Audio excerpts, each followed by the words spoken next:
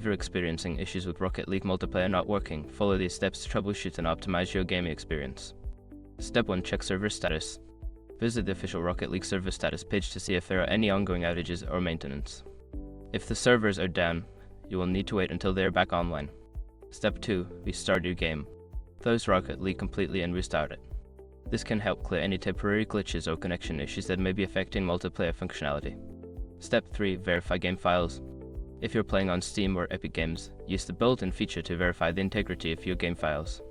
This will check for any missing or corrupted files and replace them as needed. Step 4. Check your internet connection.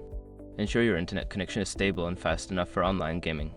You can test your speed and try resetting your router if necessary. A wired connection is often more reliable than Wi-Fi.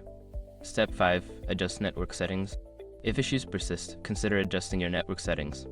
This can include port forwarding for Rocket League, enabling UPnP on your router, or using a VPN to improve connection stability.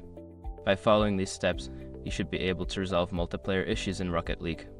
If problems continue, consider reaching out to the game support team for further assistance.